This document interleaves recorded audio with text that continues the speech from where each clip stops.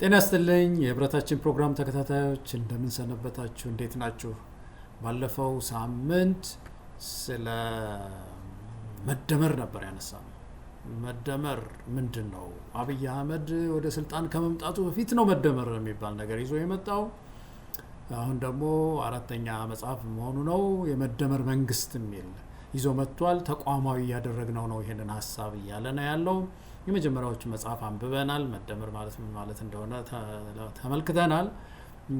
በጣም የሚያስገርማችሁ ግን አብይ አህመድ ወደ ስልጣን ከመምጣቱ በፊት ጀምሮ ይሄንን መደመር የሚለውን ነገር ያነሳ ነበር። በተለይ ደግሞ ስልጣን ላይ ከሆነ በኋላ ይደጋግም ነበር እና እዚህ አሜሪካ ውስጥ ያሉ ምሁራን በዛ ካሉ ምሁራን ጋር ውይይት ተደርጎ ነበር እና መጨረሻ ላይ ምን ተወሰነ? በዚህ ጉዳይ ላይ እስቲ ጠንከር ያሉ ውይይቶችን እናካሂድ፣ ኮንፈረንስ እናድርግ የሚል ሀሳብ መጨረሻ ላይ መጣና ቤተር ቱጌዘር የሚል ኮንፈረንስ ዋሽንግተን ዲሲ ኢትዮጵያ ኤምባሲ ውስጥ አዘጋጀን እና በዚህ በተዘጋጀ ፕሮግራም ላይ ዓላማው ዋናው ዓላማ ይሄ መደመር የሚለውን ጽንሰ ሀሳብ እየበታተኑ ማየት ነው። በተለይ በተቋም ደረጃ በመዋቅር ደረጃ አፕላይ ብናደርገው ወይም ደግሞ ተግባራዊ ብናደርገው ምንድን ነው ይዞ የሚመጣው ነገር የሚለውን ነው ውይይት ያደረግንበት። እንግዲህ ገና በ3 ወር ውስጥ ነው የምላችሁ። አብይ በመጣ በ3ኛው ወር ማለት ነው እና የመጀመሪያው አንዱ ተጠናው ምንድነው ፕሮፌሰር አለማንተ ናቸው። እንደውም ወረቀቱን ያቀረቡት በጣም ጠቃሚ ነበረ። ህገ መንግስቱን ነው እሳቸው ያዩት። ህገ መንግስቱ ደማሪ ነው ወይ መደመርስ ምንድን ነው በሚለው ላይ ጥሩ ጽሁፍ አቅርበው ነበረ። ፖለቲካል ኢኮኖሚውን በተመለከተ ዶክተር አክሎግ ቢራራ እንደዚሁ በጣም ጥሩ ጽሁፍ በጣም ጥሩ ምክር አቅርበው ነበረ። ኢኮኖሚ ተደመረ ማለት ምን ማለት ነው በሚለው ላይ የፌዴራል ስርዓቱስ መደመር እዛ ውስጥ ምንድን ነው ምን ማለት ነው ምን ከምንድን ነው የሚደመረው ምን አይነት የፌዴራል ስርዓት ነው የምንገነባው በዚህ ጽንሰ ሀሳብ መስመር ሄደን ምን ማለትስ ነው በባህል ዙሪያ በሃይማኖት ዙሪያ ሃይማኖት ይደመራል ወይ ባህል ይደመራል ወይ የሚሉ ነገሮች ተነስተው በጣም ጥሩ ውይይት ነበረ። ዶክተር ያዕቆብ ኃይለማርያም እንደዚሁ በኔሽን ቢልዲንግ ላይ ሊያቀርብ ተብሎ ነበረ። በኋላ መጨረሻው ሰዓት ላይ ማቅረብ አልቻለም። ግን በጣም ብዙዎቹ እነ ፕሮፌሰር ጌታቸው መታፈሪያ ያቀረቡት አይረሳኝም። በጣም ገንቢ የሆኑ ምክሮች ቀርበው ነበረ። ያኔ መጽሐፍ አልተጻፈም ስለመደመር። እንደዚሁ መደመር ብቻ ይላል አብይ እና ይሄ ልጅ ይሄንን መደመር ደጋግሟል እና እንደው ሀገራዊ መርሆ ላድርገው ብሎ ቢነሳ እንደው አቅጣጫ መያዝ አለበት ይሄ ነገር ከሚል ነው ፕሮግራሙ የተዘጋጀው እና በኢትዮጵያ ቴሌቪዥን ሁሉ ምናምን ሁሉ ተቀርጾ ነበር። ይድረሳቸው አድረሳቸው አናውቅም። በኋላ ግን ያችን የነዛ ምሁራን ያቀረቡትን ሀሳብ በእውነት ምንም ከቁም ነገርም አልቆጠረው። መጽሐፉን ሲጽፍ መደመር የሚለውን በተለያየ መንገድ ነው የተረዳው። እሱ መደመር የሚለው በቃ እንደ ሰው ላይ አብይ አህመድ ላይ የሄዱ መጨመር ነው በቃ እንደዚህ አይነቱ አካሄድ አደጋ እንዳለው በኋላ ቆየት የተባለ አስተያየት መሰጠት ተጀመረ። ሄዶ መጽሐፎቹ ሁለቱ መጽሐፍ ከታተሙ በኋላ ደግሞ የበለጠ አደገኛ አስተሳሰብ መሆኑን በጥናትም እየተረጋገጠ መጣ። በተለይ ደግሞ ይሄ መደመር መንግስት የሚለው ጽንሰ ሀሳብ መደመር የሚለውን ሀሳብ ተግባራዊ ልናደርግ ነው ተቋማዊ ልናደርግ ነው ሲባል ይሄ ሴፓሬሽን ኦፍ ፓወር የሚባለው ወይም የኃይል መከፋፈል ቼክ ኤንድ ባላንስ የሚባለው እያንዳንዱ የመንግስት ተቋማት ህግ አውጪው፣ ህግ ተርጓሚው፣ ህግ አስፈጻሚው በራሳቸው ምህዋር ላይ መዞር ነው ያለባቸው እንጂ ተደምረናል እያሉ መወያየት አብረን እንስራ ይሄንን ጉዳይ አብረን እንፈጽም ወዘተርፈ የሚባል እንትን ውስጥ ከገቡና ቼክ ኤንድ ባላንስ የሚለውን ስሜቱን ካፈረሱት አንድ ጠንካራ ኃይለኛ ኦቶሪቴሪያን የሆነ አምባገነን የሆነ ስርዓት ነው የሚገነባው። ዓለም የፈራው ለዚህ ነው። ዓለም በየራሳቸው መዋር ላይ ዙሩ አትደመሩ ነው የሚለው። ሴፓሬት አድርጎ ነው። ኢትዮጵያ ውስጥ ተደምረው ነው የተቸገር ነው ቀደም ብሎ ቀደም ብሎም በመለስ ዜናዊም ጊዜ እነዚህ አካላት አልተለያዩም ነው ትግላቸው። ተለያዩ፣ ተገንጠሉ፣ ሰርጀሪ ያስፈልጋል። ፍርድ ቤት፣ ህግ አውጪ፣ ህግ አስፈጻሚ የሚባሉት ህግ ተርጓሚ፣ እነዚህ መለያየት አለባቸው። ያ ነው መጽሐፍ ሊያጽፈን የሚገባው እንጂ እንደው አብራችሁ ተደመሩ የምንላቸው አይደሉም። በተለይ በመንግስት በመዋቅር ደረጃ ስናየው አደገኛ መሆኑን እያደረ ጥናቶችም እየወጡ ነበረ እና ባለፈው ሳምንትም እንግዲህ የተወያየ ነው ይሄ መደመር ሀሳብ የሚለው አብይ አህመድ አስተምህሮ ልበለው ከዲሞክራሲ ስርዓት የተፋታ አምባገነን ስርዓት የሚያዋልድ መሆኑን እንደው ለማሳየት ሞክረናል። የበለጠ እናንተ ደግሞ እንደምትወያዩበት እኔ ጥርጥር የለኝም። ዛሬ የምንወያየው በዛ ዙሪያ አይደለም። እንደው እንደ መግቢያ ትንሽ ለማስታወስ ያህል ነው ጠቀስ ያደረኩት። ዛሬ የምንወያየው በምርጫ ዙሪያ ነው እና እንግዲህ ቢያንስ 5 ነገሮች ላቀበላችሁና እናንተም ጨማምሩበትና በምርጫ ዙሪያ እንወያይ።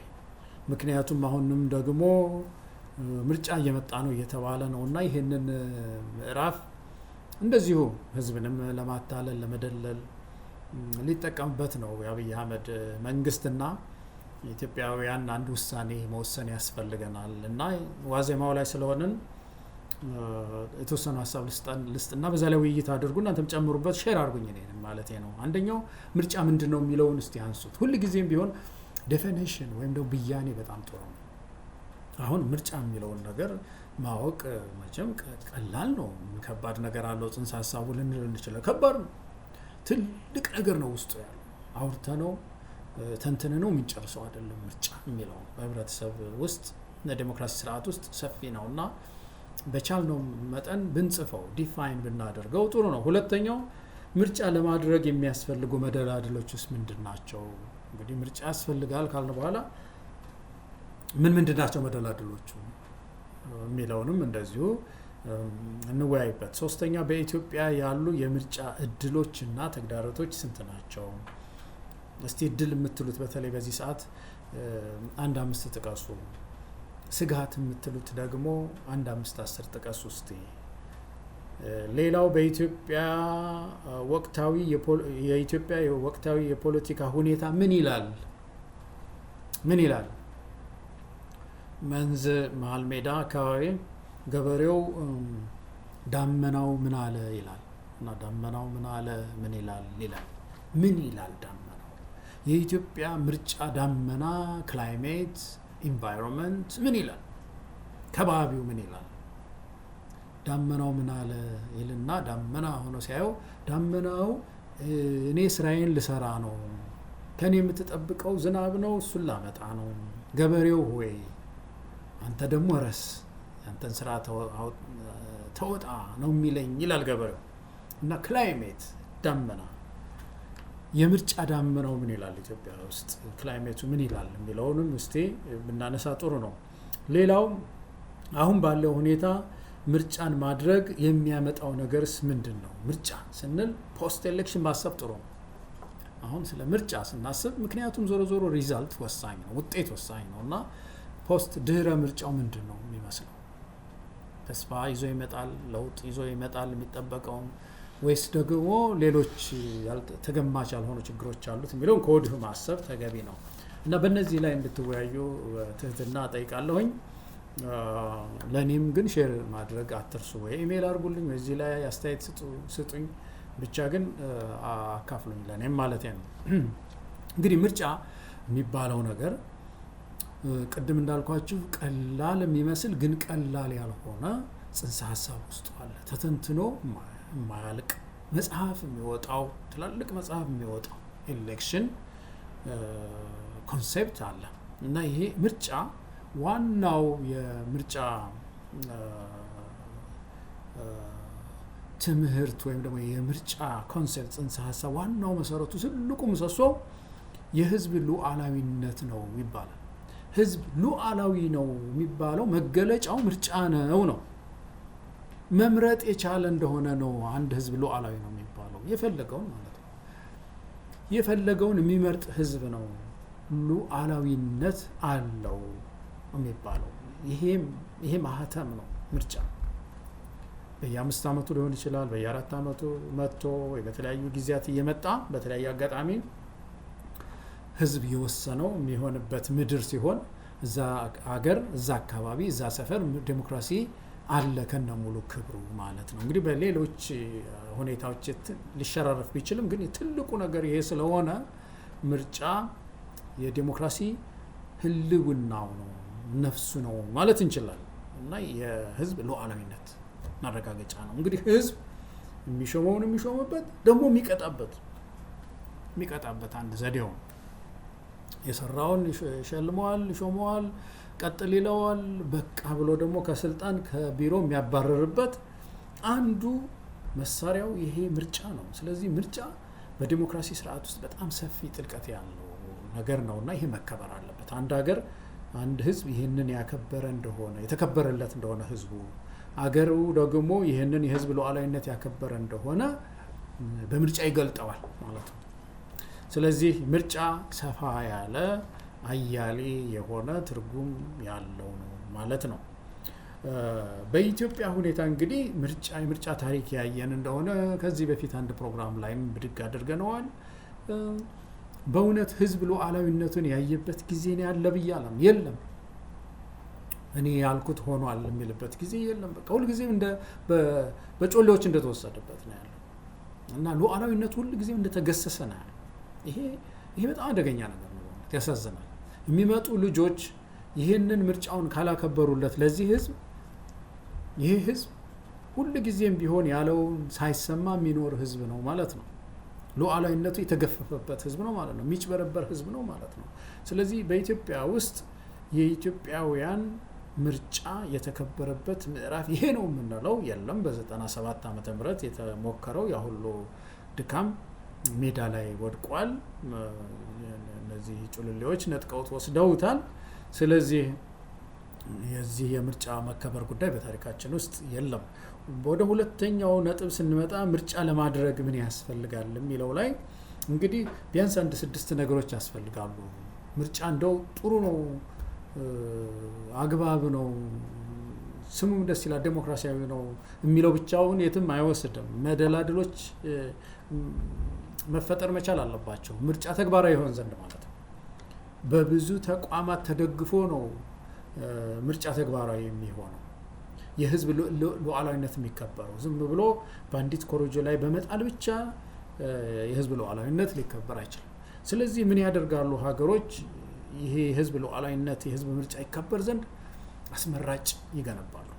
አንዳንዶቹ በቦርድ ያቋቁሙታል፣ ሌሎች ደግሞ የተቃዋሚ ፓርቲዎች ተውጣጥተው የሚገነቡት ተቋም ይሆናል። ሌሎች በተለያየ መንገድ ይሾሙታል። ግን አስመራጭ መኖር አለበት። ይሄንን የምርጫ ድግስ የሚያስተናብር ምርጫ በመጣ ቁጥር ምርጫ የሚቆጥር የሚያሰማራ ያንን በዋናነት የሚመራ አንድ ተቋም ይገነባሉ። ያ ተቋም አንድ መሳሪያ ነው ማለት ነው። የህብረተሰቡን የህዝቡን ሉዓላዊነት የምርጫ ሉዓላዊነት የሚያስከብር አንድ ተቋም ነው። ሁለተኛው ታዛቢ ያስቀምጣሉ። በተለይ በምርጫ ቅድመ ምርጫ የምርጫ ጊዜ አካባቢ የሚቀመጥ ታዛቢ በጣም ወሳኝ ነው። በምርጫ ጊዜ ይሄንንም ይገነባሉ ሀገሮች። እንደውም ብዙ ሀገሮች አፍሪካም ሀገሮች እስያም ዓለም አቀፍ ታዛቢ ይጠራሉ ምርጫ ሲያደርጉ። በሀገራቸው ውስጥ ያሉ ሲቪል ሶሳይቲውን ይጠሩታል፣ ታዛቢ ሁነኝ ይሉታል። ስለዚህ በብዙ ታዛቢ በብዙ ተዋጋ ነው የህዝብ ሉዓላዊነቱ ይከበር ዘንድ ብዙ ጥረት ይደረጋል ማለት ነው። እዚህ ምርጫ ቦርድ ይገነባል፣ እዚህ ጋር ደግሞ ታዛቢ ይቆማል። ይህ ሁሉ ጥረት ያለምንም መሸራረፍ የህዝብ ሉዓላዊነት እንዲከበር ነው ዓላማው። ፍርድ ቤት ደግሞ መኖር አለበት። ፍርድ ቤት በእርግጥ ለምርጫ ብቻ ተብሎ የሚቋቋም አይደለም። ፍርድ ቤት ብዙ ነገር የሚሰራው አለ። ይሁን እንጂ ግን ገለልተኛ የሆነ ፍርድ ቤት መገንባት አስፈላጊ ነው ምርጫን ለማድረግ። ምክንያቱም በምርጫው ጊዜ እነዚህ ተፎካካሪ ኃይሎች ግጭት ቢያመጡ ችግር ቢፈጠር ወደ ፍርድ ቤት ተካሰው ይሄዳሉ። ፍርድ ቤት ይለያቸዋል። ምሳሌ ኬንያ ባለፈው ያነሳ ነው። ኬንያ ውስጥ ባለፈው ጊዜ ምርጫው ተጭበረበረ ተባለ። ፍርድ ቤቱ ግራና ቀኙን አየ እና ምርጫው ትክክል አይደለም አለ። የሀገር ሀብት እንደው ዝም ብሎ ነው የባከነው፣ ስለዚህ ቮይድ አለ፣ ምርጫው ውድቅ ሆኗል ብሎ ወሰነ ሱፕሪም ኮርቱ። ስለዚህ ፍርድ ቤት እንደዚህ ጠንካራ ፍርድ ቤት ካለ በአለመግባባት እንኳን ቢኖር ወይ ምርጫው እንዲደገም ያደርጋል ወይ ያጸድቀዋል ወይ ደግሞ ይገለብጠዋል። እና ይሄ ተቋም ሳይገነባ ግን ምርጫ ማድረግ የህዝብን ሉዓላዊነት አጋልጦ መስጠት ማለት ነው። ዝም ብሎ የማይሆን ምርጫ አድርጎ ህዝብ መደለል ነው የሚሆነው። ሌላው ተመራጭ መገንባት ነው። ተመራጭ በጣም ወሳኝ ነው። ተመራጭ ኳሊቲ ጥሩ ኳሊቲስ ያሏቸው ፓርቲዎችም ግለሰቦችም መኖር አለባቸው። ይህን መገንባት ተስፋ ያደርገዋል። የማይሆኑ ተመራጮች ተሰብስበው እንደው ምርጫ ጥሩ ስለሆነ ብቻ ጥሩ ምርጫ ቦርድም ገንብተው ቢሆን ጥሩ ታዛቢም አምጥተው ፍርድ ቤቱም ኖሮ ተመራጮቹ ግን እንደው ከዚህም ተመርጦ የሚወጣ ነገር ከሌለ ያ ህዝብ ምንም ተስፋ አይኖረውም በምርጫ። የሚመጣው መንግስት አቅም የሌለው ከሆነ እንደውም ወደ አምባገነንነት እየተቀየረ ሊሄድ ይችላል። ስለዚህ ፓርቲዎችም ጥሩ ካሊበር ያላቸውን ሰዎች የመሰብሰብ ጥሩ ካንዲዴትስ የማዘጋጀት ተፎካካሪ የመሆን በአደረጃጀት ሊሆን ይችላል። በርዕዮተ ዓለም ራስን መገንባት በጣም አስፈላጊ ነው። ሁለት ከምኑ የመራረጡ ይላል የሀገራችን ሰውና አንድ ሁለት ሶስት ምርጫ ቀርቦ አንዱን የምትመርጡት ልባችሁ የሚሞላ የሌለው ከሆነ ምርጫው እነዛን ተቋማት ሁሉ ገንብተን ፍሬ ላይኖረው ይችላል። ስለዚህ ተመራጭ ላይ መስራት ያስፈልጋል። መራጭንም ደግሞ መረጃ በመስጠት ምክንያቱም ምንድነው ምርጫ ውሳኔ ነው አይደለም፣ ዲሲሽን ነው። ለዲሲሽን ደግሞ መረጃ ያስፈልጋል እና ጥሩ መረጃዎችን ማቀበል ስለ ፓርቲዎቹ፣ ስለ ካንዲዴት፣ ስለ እጩዎቹ ተገቢውን መረጃ ለህብረተሰቡ ማቀበልም ተገቢ ነው። ህግ መትከል ያስፈልጋል። እነዚህ በጣም ወሳኞች ናቸው። እነዚህ ሲኖሩ ነው አንድ ሀገር ዘሎ ምርጫ ውስጥ ገብቶ ፍሬ ሊያፈራ የሚችል። እነዚህ በሌሉበት ሀገር አስመራጩ በተደመረበት ሀገር፣ ታዛቢው በተደመረበት ሀገር፣ ፍርድ ቤቱ በተደመረበት ሀገር፣ ህጉ በተንሻፈፈበት ሀገር፣ በዚህ ሁሉ ውስጥ ምርጫ አድርግ ብንለው አንድን ህዝብ በህዝብ ሉዓላዊነት ላይ መቀለድ ነው የሚሆነው። ፍሬ የሌለው ዝም ብሎ የማታለል ምርጫ ይሆናል ማለት ነው። ስለዚህ በኢትዮጵያ ሁኔታ ስናየው ምርጫን ስናስብ እነዚህን ተቋማት እናስባቸው። እስቲ አስመራጩን እናስበው። አንዳንድ ጥናቶች የሚያሳዩት ምርጫ ቦርድን ህዝብ ይጠረጥረዋል። በጣም ያለው ፐርሰፕሽን የህብረተሰቡ ፐርሰፕሽን ስለ ምርጫ በጣም የተበላሸ ነው። ልክ የፌዴራል ፖሊስን እንደሚጠረጥረው ምርጫ ቦርድን ይጠረጥረዋል ህዝቡ። ስለዚህ በኢትዮጵያ ሁኔታ ምርጫን ለማድረግ የሚያስችሉ መደላድሎች የሉም። ታዛቢም ስናይ፣ ፍርድ ቤትም ስናይ፣ ሌሎች ተመራጮችንም ስናይ ከዚህም ብዙ ችግር እንዳለ እናያለን እና ይህን እውነቱን ተናግረን ነው ስለ ምርጫ ማሰብ ያለብን ማለት ነው። ሌላው በኢትዮጵያ ውስጥ የምርጫው መደላደል አሁን ካልኩት ጋር በተያያዘ እስቲ አሁን ተስፋዎች ቅድም ያልኳቸው እንደው ተስፋዎች እድሎች ጥቀሱ። አንድ 5 እድሎች እናንተ ጻፉ እስቲ። በእውነት እንደው አንድ 5 እድሎች ኢትዮጵያ ውስጥ የምርጫ እድል የምንለው አንደኛ ይሄ፣ ሁለተኛ ምን ምትሉታል? እኔ አንድ ነው ያገኘሁት። እሱም ህዝቡ በምርጫ መንግስት የመመስረት ፍላጎቱ አያሌ ነው። በጣም ትልቅ ፍላጎት አለው ኢትዮጵያ ህዝብ። ይሄ ትልቅ ካፒታል ነው፣ ትልቅ ሀብት ነው። ይህንን ነው ያየሁት እኔ። ሌላ እድል የለም ኢትዮጵያ ውስጥ ሌላ እድል። ቅድም አሁን እንደዚህ ያነሳስዋቸው ተቋማት ሁሉ አልተመሰረቱም በእውነት። ስለዚህ ኢትዮጵያ ውስጥ ምርጫ የእውነት የምር ምርጫ ለኢትዮጵያ የዲሞክራሲ ሽግግር መፍትሄ ሊሆን ይችላል የሚለው ለዚህ ነው ከባድ ጥያቄ የሚሆነው እና እንድንወያይበት ያስፈልገው ለዚህ ነው። ተግዳሮቶቹ ይልቅ ብዙ ናቸው። እድሎች ባናገኝም ተግዳሮቶቹ ደግሞ ብዙ ናቸው። እንደምሳሌ አሁን በዚህ ሰዓት አሁን የምርጫ ጊዜ እየቀረበ ነው ይላል መንግስት፣ ምርጫ እናደርጋለን ይላልና ያሉትን ተግዳሮቶች እስቲ 5-6 ጥቀሱ እናንተ። እኔም እስቲ ማካፈላችሁ ልንገራችሁ። አንዱ የሰላም እና የጸጥታ ጉዳይ ነው። ምርጫ ለማድረግ ምድሪቱ መቼም እኮ ትንሽ ሰላም ማግኘት ያስፈልጋል አይደለም? ኦሮሚያ የምታዩት ነው ያለው፣ አማራ ክልል የምታዩት ነው ያለው። ፋኖ ብዙ ቦታዎች ነው ወሎን ተቆጣጥሯል። ትግራይ የምታዩት ነው። ትግራይ እንደውም ምርጫ የሚደረግ ሁሉ አይመስለኝም እዛ። የኦሮሚያን አነሳው መሰለኝ። የኦሮሚያ ጉዳይ የምታዩት ነው። ደቡብ በጣም ከባድ ችግር ነው በየቦታው ያለው። ሶማሌ ክልል እንደዛ ነው፣ ጋምቤላ እንደዛ ነው፣ ቤንሻንጉል እና በዚህ የጸጥታ ችግር ውስጥ ምርጫ ማድረግ አይቻልም። ምርጫ ከፍተኛ ሰላም ይጠይቃል። the highest peace ከፍተኛ ሰላም፣ በተለይ በምርጫው ሰሞን አካባቢ ካምፔኑ በሰላም መካሄድ መቻል አለበት፣ ቆጠራው በሰላም መካሄድ አለበት እና ከፍተኛ ሰላም ይጠይቃል እና ከፍተኛ ነውጥ ላይ ያለች ሀገር በመሆኗ በዚህ ሰዓት ኢትዮጵያ ምርጫ አንዱ ትልቁ ተግዳሮት አሁን የሚመጣው ምርጫ ለማካሄድ አንዱ ይሄ ነው፣ የማይቻልበት ሁኔታ። ሁለተኛው ቀደም ሲል ያነሳሁት የተቋማት ችግር ነው።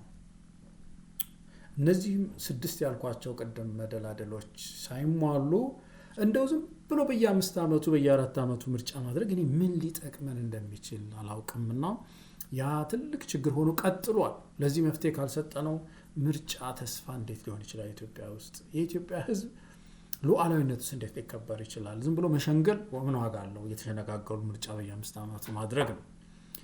ሌላው የፖለቲካ ቁርጠኝነት ያስፈልገዋል። ምርጫ ከተቋማቱ ግንባታ ባሻገር የፖለቲካ ቁርጠኝነት፣ ስልጣን ላይ ያለውን መንግስት ፓርቲዎችም ይሄ የፖለቲካ ቁርጠኝነት ያላቸው ፖለቲከኞች መብዛት አለባቸው በምድሪቱ ውስጥ።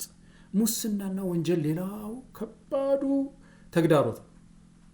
ስልጣን ላይ ያሉ ሰዎች በተለያየ መንገድ ሙስና ውስጥ ይገባሉ፣ ወንጀል ውስጥ ይገባሉ። ከዛ በምርጫ እንደው መንግስት አሳልፈው ቢሰጡ የሚመጣው ይበላናል፣ የነብር ጅራት ይጨበጠናል፣ አጥብቀ ያዝ የሚሉባት ምድር ናት እና ይሄ አንዱ ትልቅ መሰናክል ነው እየሆነ የሚታየው። ሌላው ጉዳይ ወደ ምርጫ ለመግባት ኢትዮጵያ ውስጥ አሁን ትልቅ ተግዳሮት የሚሆነውና አጥብቀን ልንጠይቀው የሚገባው ጉዳይ ወደ ምርጫ ለመግባት ምርጫ የማይፈታቸውን በምክክር ፈተናል ወይ? መጀመሪያ ይሄ በጣም ወሳኝ ነገር ነው ወገኖች። አሁን ሁሉ ነገር ምርጫ አይፈታው። በአንድ ሀገር ውስጥ ያሉ አለመግባባቶች በሙሉ ለምርጫ አይቀርቡም። አብዛኛዎቹ ከባባድ ነገሮች፣ መሰረታዊ መዋቅራዊ ጉዳዮች በኮንሰንሰስ በምንለው ወይም ደግሞ በምክክር ነው የሚፈቱት። ለምሳሌ የፌዴራል ስርዓቱን ምርጫ አይፈታው። ዝም ብሎ 50 ሲደመር 1 ፓርቲ አሸንፎ ከዛ በኋላ የፌዴራል ስርዓቱን ግልብጥብጡን ቢያወጣው ሌላኛው ሲመጣ ደግሞ ያኛውን ፌዴራል ስርዓቱን ግልብጥብጡን እያወጣ የሆነ ቅርጸ መንግስት ቢሰጠው ሀገረ መንግስት አይረጋም። ስለዚህ በተለይ 7 አጀንዳዎች አሉ ኢትዮጵያ ውስጥ በምክክር መፈታት ያለባቸው። የፌዴራል ስርዓቱ፣ የባንዲራ ጉዳይ፣ የብሔራዊ መዝሙር ጉዳይ፣ የምልክቶች ጉዳይ፣ የቋንቋ ጉዳይ፣ መሬት ላራሹ ጉዳይ፣ እንደዚህ የመሳሰሉ 7 የሚሆኑ አሉና እነዛን በምክክር አልፈታንም እኮ እስካሁን። አንዱ ዓላማ አብይ አህመድ ሲመጣ እኮ ትልቁ ነገር መሆን ያለበት ሀገሪቱ ወደ ጸዳ ምርጫ ውስጥ እንድትገባ እነዚህ ምርጫ የማይፈታቸውን ልዩነቶች በመግባባት እንፍታቸው የሚል ነበር። እስካሁን ይኸው ምክክር ኮሚሽኑ እየቀለደ እንደምታዩት የማይሆን ነገር ሲያደርግ የቆየ ነው። ሲተከልም ችግር የነበረበት ኮሚሽን ነው። ይህንን ችግር ሊፈታም አልቻለም፣ አይችልም ወደፊት። ስለዚህ ይህንን የምርጫ የማይፈታውን ችግር ሳንፈታ ዘለን ምርጫ ውስጥ ብንገባ በሀገር ደረጃ የምናመጣው ለውጥ አለ ወይ? ይሄ ትልቅ የኢትዮጵያ እንትን ነው፣ የኢትዮጵያ ችግር ነው። ስለዚህ አንድ የዘለለው ነገር አለ ማለት ነው። ይሄ ሽግግር መንግስት የምንለው ነገር ሊፈታው የሚችለው ነገር አንዱ ይሄ ነበረ። ኮንሰንሰስ መግባባት አምጥቶ ከዛ ወደ ጸዳ ምርጫ መግባት ይቻል ነበር። ይሄ አልሆነም። ሌላው አሁን ባለው ሁኔታ ድህረ ምርጫውንም ቅድም ያልኩት ጠቆም ያደረኩት ነገር ማሰብ ተገቢ ነው። ድህረ ምርጫው ግጭትን ሊያመጣ እንዳይችል። ምክንያቱም ከባድ ቁርሾ ነው ያለው። አሁን መቻቻል የለም። መድብለ ፓርቲ ስርዓት ምርጫ ተስፋ የሚሆነው ፖስት ኤሌክሽን ላይ ድህረ ምርጫ ላይ አሸናፊና ተሸናፊ እጅ ለእጅ ተጨባብጠው በልንግዲህ እርፉሚያው ምኑም ሜዳውሚያው ብሎ የሚሄድበት ተናዶ ቢሆንም ተሸናፊው ግን ያንን አስረክቦ የሚሄድበት ሁኔታ መፈጠር አለበት። ይሄ አለ ወይ ኢትዮጵያ ውስጥ? በተለይ አሁን ባለው የትጥቅ ትግል፣ አሁን ባለው ቁርሾ መንግስትና ህዝብ በጣም በተለያየበት በዚህ ወቅት ፖስት ኤሌክሽን ወይም ድህረ ምርጫ ምንድን ነው የሚያመጣው የሚለው እኮ መታሰብ መቻል አለበት እኮ። ሰላምን ያመጣል? መረጋጋትን ያመጣል ነው ወይስ ቤንዚን ሆኖ አገረ መንግስት የበለጠ ገጭ ጓንደል ያደርገዋል፣ ችግር ሊያመጣ ይችላል የሚለውን ይህንን ስለ ምርጫ የሚያስቡ ሰዎች ዛሬ የበለጠ ሊያስቡበት ይገባል። በእኔ እምነት ድህረ ምርጫው ግጭት ሊያመጣ ይችላል። የበለጠ ግጭት አምጥቶ ሊበጠብጥ ምድሪቱን ሊበጠብጣት ይችላል የሚል ስጋት አለ። ከዛ ባሻገር እንግዲህ ታዲያ ምንድነው ትግሉ? ምርጫ በዚህ ሁሉ ችግር ውስጥ ሆኖ ዝም ብለን እንደው መርጠናል እንበልና እንለፈው የሚለው ነገር ለመንግስት እቺ ሌጂቲሜሲ የምትባለው ነገር ሌላ 5 ዓመት ለመቀጠል ህዝብ መርጦኛል የምትል ቃል እየተጠቀመ ለመቆየት ሊጠቀምበት ይችላል። ከዛ ውጪ ግን የኢትዮጵያን ህዝብ ሉዓላዊነት ሊያስከብር አይችልም። እንዳልኳችሁ ከሁሉም በላይ ግን ድህረ ምርጫው ግጭትም ይዞ ሊመጣ ይችላል። ታዲያ ትግሉ ምንድነው መሆን ያለበት? ይሄ ነው ትልቁ ጥያቄ፣ ቅድም ያልነው ማለት ነው። ታዲያ ትግላችን ምንድነው? ምርጫ አሁን ኢትዮጵያ የምታደርግበት ቁመና ላይ አይደለችም። ምርጫም ከተደረገ የዝም ብሎ የማታለል ምርጫ ነው የሚሆነው። ህብረተሰቡን የማታለል ምርጫ ነው እንደተለመደው። እንደውም ግጭት ይዞ ሊመጣ የሚችል ማታለል ነው የሚሆነው ካልን ምንድነው ታዲያ እጣ ፈንታችን? ምን ላይ እንታገል የሚለው ጥያቄ መሰረታዊ ነው። አሁን ያለው የትግል ምዕራፍ የሽግግር መንግስት ምስረታ ምዕራፍ ላይ ነው ያለችው። እዚህ የታሪክ መታጠፊያ ምዕራፍ ላይ ነው ያለችው ኢትዮጵያ። ብዙ ጊዜ ዘለነዋል ይሄን ነገር። በደርግ ጊዜ ተዘሏል፣ በኢህአዴግ ጊዜ ተዘሏል፣ በአብይ አህመድ ጊዜ ተዘለለ። አያስፈልግም አለ አብይ አህመድ፣ እኔ በቂ ነኝ አለ። ይሄ ምዕራፍ ዘለነዋል። አሁን ወደዛ ነው መመለስ ያለብን። የሽግግር መንግስት ኢትዮጵያ በተውጣጣ ኃይል የሚቋቋም የሽግግር መንግስት ኢትዮጵያ ያስፈልጋታል። ከሲቪል ማህበረሰቡ፣ ከምሁራኑ፣ ከፖለቲካ ፓርቲዎች፣ ከታዋቂ ግለሰቦች፣ ከሃይማኖት ሰዎች፣ ከሁሉም የህብረተሰብ ክፍል የተውጣጣ የሽግግር ምክር ቤት ማቋቋም አለባት ይቺ ምድር። ይህንን ካደረገች በኋላ አንደኛ ሐቀኛ ምክክር ማድረግ አለባት። ቅድም ያልነው ምርጫ የማይፈታቸውን በኮንሰንሰስ በምክክር መፈታት አለበት። ሁለተኛ የሽግግር ፍትህ መምጣት አለበት። የሽግግር ፍትህ መደረግ አለበት። ሁሉ በዛ በሽግግር መንግስቱ አመት እድሜ ውስጥ ላያልቅ ይችላል። ይሄ ሽግግር ፍትህ ሰፊ ስለሆነ መጀመር ግን አለበት።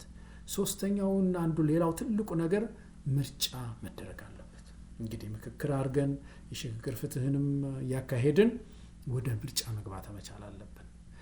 ምርጫ በዚህ ጊዜ ተስፋ ሊሆን ይችላል። ቅድም ያልነው የአስመራጮች፣ የታዛቢዎች፣ የፍርድ ቤት ጉዳይ በዚህ በሽግግር መንግስቱ ጊዜ ስራ ተሰርቶባቸው የወጣለት የህዝብ ሉዓላዊነት የሚረጋገጥበትን ምርጫ ማድረግ ይቻላል። ብዙ ሀገሮች የተሻገሩት በዚህ ሮድማፕ ነው፣ በዚህ መሰረት ነው። እና ትግላችን ምንድን ነው ከተባለ አሁን ኢትዮጵያ ውስጥ ምርጫ እናድርግ አይደለም። አንዳንድ ሰዎች እንደው ዝም ብለን እኮ ምርጫ ከተደረገ የተወሰነ ወንበር ከተሰጠን እሱን ተቀብለን ቁጭ ብለን ትንሽ ልጅ የሰጡትን ይዞ ማልቀስ ነው ያለበት ይላሉ። ከዛ ቁጭ ብለን እዛ ፓርላማ ማልቀስ አለብን ይላሉ። ይሄ በጣም አደገኛ አካሄድ ነው። የኢትዮጵያን ህዝብ መቼም ቢሆን ለሉዓላዊነቱ ወደ ሉዓላዊነቱ አይወስደውም። እንደዚህ አይነቱ ትግል አይወስደውም። በእውነት ይሄ ህዝብን ማዋረድ ነው። ህዝብን ማዋረድ ነው የሚሆንብን። ስለዚህ ይቺን ይዘን የተሰጠንን ይዘን እናልቅስ። 20 ወንበር ሊሰጡን ይችላሉ በዚህኛው ምርጫ። እዛ ገብተን እጃችን እያወጣን አንዳንድ ነገር እንናገር የሚለው ነገር የጥፋቱን ባቡር አያቆመውም። የጥፋቱ ባቡር ይቀጥላል። ፓርላማ ውስጥ እያለን እየጮህን የጥፋቱ ባቡር ጥፋቱን እየፈጸመ ይቀጥላል፣ አናስቆመውም። ስለዚህ አሁን የተሰባሰበ ኃይል ያስፈልጋል። ይሄ የተሰባሰበ ኃይል የፖለቲካ ፓርቲውም፣ ሲቪክ ድርጅቱም፣ ወጣቱ፣ ሁሉም የህብረተሰብ ክፍል ኢትዮጵያ ውስጥ የሽግግር ጊዜ ይፈጠር፣ የሽግግር መንግስት ይፈጠር፣ ምክክር ይደረግ፣ የሽግግር ፍትህ ይበየን እና ሀቀኛ ምርጫ መጨረሻ ላይ አድርገን ይሄ የሽግግር መንግስቱ ዲዞልቭ ያደርጋል።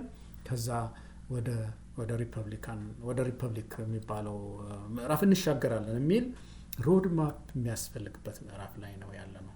ይህን ካላደረግን አሁን የሚመጣው ምርጫ እንደው የተወሰኑ ወንበሮችን ተቀብሎ እዛ ውስጥ ሆነን እንቀጥላለን የሚሉ ኃይሎች ካሉ በእውነት በኢትዮጵያውያን ላይ በተለይ በምርጫ ላይ በህዝብ ሉዓላዊነት ላይ መቀለድ ነው የሚሆነው። ስለዚህ ፓርቲዎችም ይህንን ሊያስቡበት ይገባል። አሁን ማሰብ ያለብን ኢትዮጵያ ውስጥ ፍርጥ ያለ ጥያቄ መራራ ጥያቄ የምንጠይቅበት ጊዜ ነው። አብይ አህመድ በምርጫም ታይቷል። ከኢህአዴግ የባሰ ስራ ነው የሰራው ባለፈው ምርጫ ላይ እና እንደገና ሌላ ጊዜ ደግሞ ይህን ህዝብ መጫወቻ ማድረግ አያስፈልግም። ስለዚህ ወጣቱም ምርጫ የለም አሁን ማድረግ ያለብን የሽግግር ጊዜ በምድሪቱ ውስጥ ይፈጠር ነው። ስለዚህ መንግስት ሆይ ኢንክሉሲቭ የሆነ ሁሉን አቃፊ የሆነ ሽግግር መንግስት ይፈጠር ዘንድ ራስህ ትሰራ እንደሆነ ስራ፣ የማይሆን ከሆነ ግን በትግላችን እናመጣዋለን የሚል መራራ ሀቀኛ ትግል ኢትዮጵያ ውስጥ ያስፈልጋል። ይህ ካልሆነ ትግላችን ሁሉ ፍሬ ሳያፈራ እየቀረ ህዝባችን ከመከራ እና ከስቃይ አይድንም የሚል ስጋት አለኝ ማለት ነው። እና እናንተም ያላችሁን ሀሳብ እንዳልኳችሁ ሼር አድርጉኝ፣ ተወያዩበት። እጅግ በጣም አመሰግናለሁ። በሚቀጥለው ሳምንት በሌላ ፕሮግራም እስክንገናኝ ድረስ ደህና ሁኑ። ታንክ ዩ